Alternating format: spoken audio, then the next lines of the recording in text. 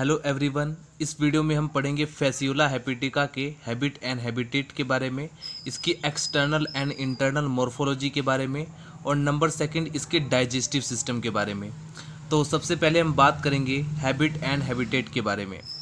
Fasciola hepatica भेड़ या मवेशियों की इसकी पित्त वाहिनियों में एक एंडोपैरासाइटिक है, मतलब कि इसकी पित्त वाहिनी के अंदर पाया जाने वाला एक अंतः परजीवी जो कि एक पैरासाइटिक के रूप में उसकी वाहिनी के अंदर, पित्त की वाहिनी के अंदर जो है वो पाया जाता है। और यह समस्त विश्व में पाया जाता है, पूरे वर्ल्ड में डिस्ट्रीब्यूटेड है। और यह मोनोसियस होता है और हर्मोफोरोडाइट होता है।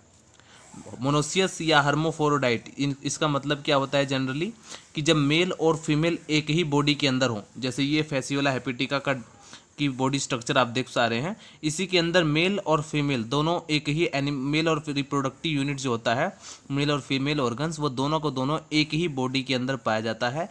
इस कंडीशन को हम बोलते हैं मोनोसियस या फिर हर्मोफोरोडाइट, जो कि ये जनरली हम इसको मोनोसियस बोलेंगे। तो यकृत में लीवर रॉट डिसीज कोज करता है। ठीक है, यह जो है लीवर के अंदर लीवर रॉट डिसीज कोज करता है। और हैबिट एंड हैबिटेट के बारे में सबसे पहले हम बात कर लेते हैं।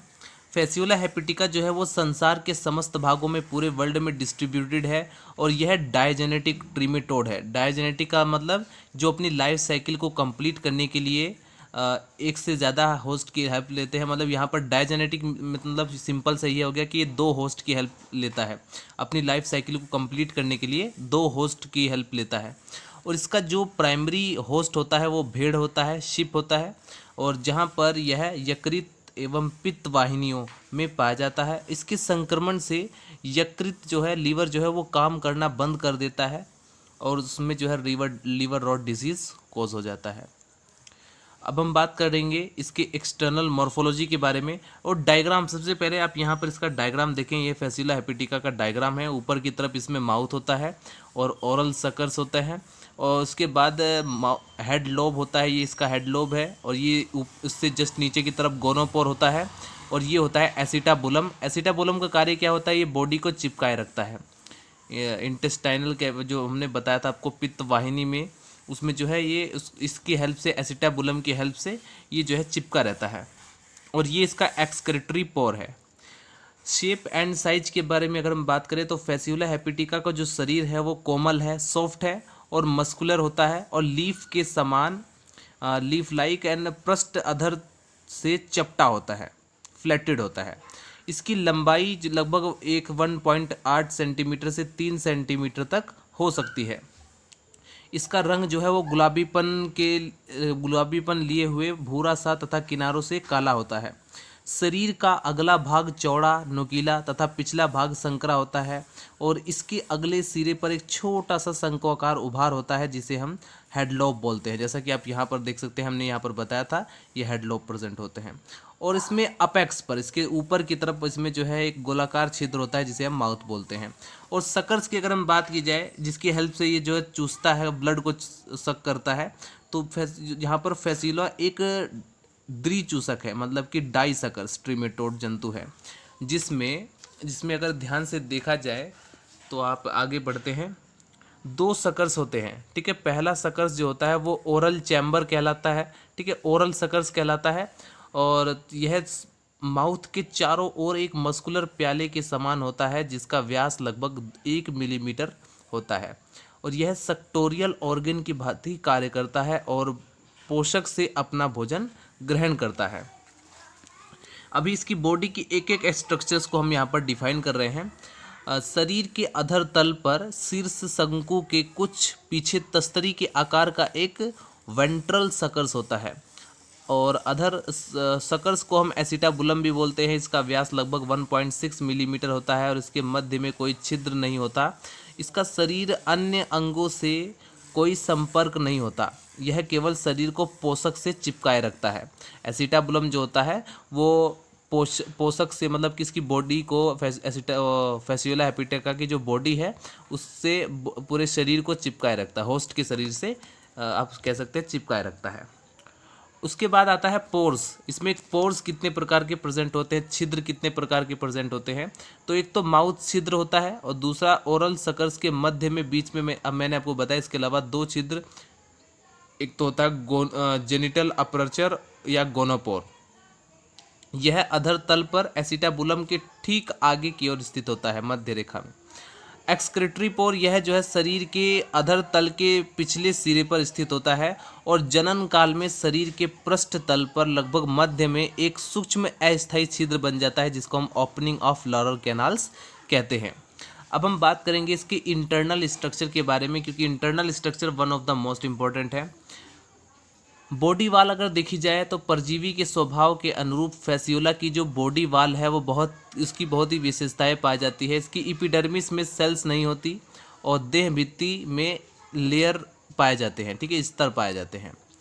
जो आउटर लेयर मोटा सा क्यूटिकल का स्तर होता है जो कि स्क्लेरोप्रोटीन का बना होता है तथा इसमें बहुत से कांटे व कंटिकाएं स्पिक्यूल्स होती हैं। ये है स्पिन्यूल्स एंड ये है क्यूटिकल, ये है बेसमेंट मेम्ब्रेन, ये है सर्कुलर मसल्स और ये है लॉन्गिट्यूडिनल मसल्स और ये है ओब्लिक्यू मसल्स, ये है क्यूटिकल और ये है सेक्रेटिंग एंड मिसेनकाइमल सेल्स और ये होता है मिसेनकाइम, ठीक है। ये है स्पिन्यूल्स और ऊपर की तरफ आप देख पा रहे हैं ये क्यूटिकल का एक लेयर होता है। और क्यूटिकल का लेयर होने से यहाँ पर इसका लिए फ़ायदा ये है कि अगर बॉडी के अंदर जो है इसका डाइजेशन मुश्किल होता है, ठीक है, मतलब क्यूटिकल को इतनी आसानी से एंजाइम का कोई ज़्यादा इफेक्ट नहीं होता है, तो इसलिए क्यूटिकल जो है इसकी बॉडी को प्रोटेक्ट करने का भी कार्य करता है। बेसमेंट मेम्ब्रेन उसके बाद प्रेजेंट होती है, जो आपको लाइन से दिखाई दे रही है इसको बोलेंगे हम बेसमेंट मेम्ब्रेन।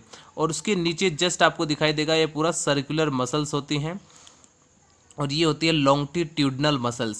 उसके बाद ये है ओब्लिक्यू मसल्स और ये है क्यूटिकल स्क्लेरिंग मिसेनकाइमल सेल्स और ये होता है पूरा मिसेनकाइम, ठीक है। चलिए आगे बढ़ते हैं।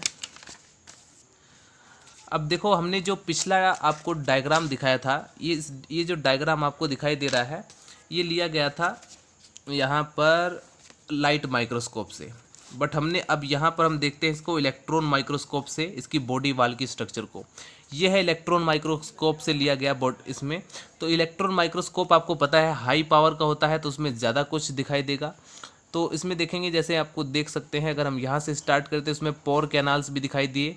जब हमने इलेक्ट्रॉन माइक्रोस्कोप से देखा जो कि हाई पावर का होता है, जो कि चीज़ों को बहुत ही ज़्यादा जूम करके दिखाने की क्षमता रखता है, हाई उसकी आवर्धन क्षमता ज़्यादा होती है, तो देख सकते हैं पोर कैनाल प्रेजेंट है, माइक्रोविलाई प्रेजेंट है, ये पोर प्रेजेंट होता है, ये स्पिन्यूल प्रेजेंट है, ठीक है, पिनेकोसाइट वेसल्स प्रेजेंट है, इसमें माइटोकॉन्ड्रिया भी दिखाई देने लगे और एंडोप्लाज्मिक कैनाल भी दिखाई दे रही है और ये होता है लॉन्गिट्यूडिनल मसल्स भी दिखाई दे रही है, मिसेनकाइम भी दिखाई दे रहा है, tegument secreting mesenchymal cells and nuclear membrane भी प्रेजेंट होता है। ये न्यूक्लियस भी इसी के अंदर प्रेजेंट होता है, गोल्जी बॉडी भी इसमें प्रेजेंट होता है एंड सर्कुलर मसल्स भी प्रेजेंट होता है और बेसमेंट मेम्ब्रेन भी इसमें प्रेजेंट होता है। यह है इलेक्ट्रॉन माइक्रोस्कोप से लिया गया डायग्राम, जैसा कि आप देख सकते हैं।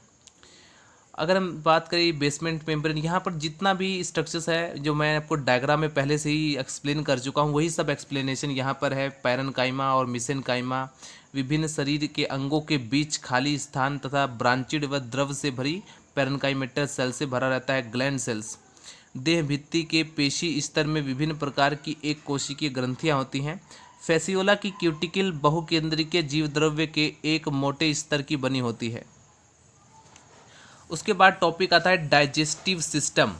तो फैसियोला के अगर हम डाइजेस्टिव सिस्टम को ध्यान से देखें तो ये सब आपको इसके बॉडी के अंदर जो डाइजेस्टिव ऑर्गन्स होते हैं वो कौन कौन से हो सकते हैं। देखो माउथ से अगर हम स्टार्ट किया जाए, ठीक है, ये है माउथ से स्टार्ट कर रहे हैं, ये है ओरल सकर्स और ये मस्कुलर फेरिंग्स होता है और ये है ईसोफेगस एंड ये है गोनोपोर और ये एसिटाबुलम जो कि बॉडी को चिपकाने में हेल्प करता है। और ये होते हैं इंटेस्टाइनल लिम्स, ये जो आपको दिखाई दे रही है स्ट्रक्चर, ये बिल्कुल सीधी स्ट्रक्चर ये आपको दिखाई दे रही है, इसको बोलते हैं हम इंटेस्टाइनल लिम्स। और इन लिम्स से जुड़े हुए जो आपको ब्रांचेज स्ट्रक्चर दिखाई दे रहा है, ठीक है, आपको ऐसा लग रहा है जैसे पूरी ब्रांचिड है, तो ये जो ब्रांच है इसको बोला जाता है केसी, ठीक है, डाइवर्टिकुला, ठीक है, डाइवर्टिकुला देख सकते हैं दो भागों में इस तरीके से बटा है तो इसको बोलते हैं डाइवर्टिकुला। और यहाँ पर आप देख सकते हैं केसी इनको बोला जाता है। तो मतलब इंटेस्टाइनल कैनाल से लिम्ब से निकलती हुई ये सब ब्रांचेड, इनको बोला जाता है केसी। उसके बाद फाइनली आपको एक्सक्रीटरी पोर दिखाई देगा। डाइजेस्टिव सिस्टम के अंदर आप देख सकते हैं माउथ एंड ओरल चैम्बर आता है, फेरिंग्स आता है, ओइसोफेगस आता है, इंटेस्टाइन आता है, ठीक है। और फाइनली जो है फूड जो है वो बाहर से एक्सक्रीटरी पोर के द्वारा बाहर निकाल दिया जाता है, वेस्ट मटेरियल। तो एलिमेंट्री कैनाल कॉम्प्लेक्स होता है, ब्रांचिड होता है और यह खाद्य पदार्थों को शरीर की कोशिकाओं तक पहुंचाने का काम करता है। बाकी सब इसमें माउथ होता है। आप माउथ के स्ट्रक्चर्स को जिस तरीके से भी आप एक्सप्लेन कर सकते हैं, उसको पॉइंट चाहिए होते हैं। देखो मैं पॉइंट आपको बता देता हूँ। माउथ छोटा सा होता है, गोलाकार छिद्र जो कि एक शीर्ष शंकु के स्वतंत्र सिरे पर स्थित होता है। यह मुखवर्ती चूसक से घिरा रहता है, ओरल सकर से घिरा रहता है, सराउंडेड रहता है, ठीक है। फेरिंग्स एक छोटी सी एक गोलाकार मस्कुलर कैनाल होती है, एक नली होती है जिसकी हेल्प से मांसल भित्तियाँ बहुत सी गसनी ग्रंथियाँ होती हैं। इसोफेगस यह छोटी तथा सकरी नली होती है। उसके बाद आप इंटेस्टाइन को अच्छी तरीके से डिफाइन कर सकते हैं। प्रारंभ में इंटेस्टाइन जो है 2 लेटरल ब्रांचेस में बढ़ जाती है। देखो आप यहाँ पर 2 लेटरल ब्रांचेस में बटी हुई हैं और जो कि शरीर के दोनों अंतिम सिरे तक पहुँचती है और समाप्त हो जाती है, जिन पर डाइवर्टिकुला केसी निकले रहते हैं। बाहर की ओर से अपवर्द बड़े शाखित होते हैं, किंतु अंदर से अपवर्द जो है वो शाखित नहीं होते, ठीक है। बाकी जो है इसका एक्सक्रीटरी सिस्टम आता है, जो कि हम नेक्स्ट वीडियो में डिस्कस करेंगे।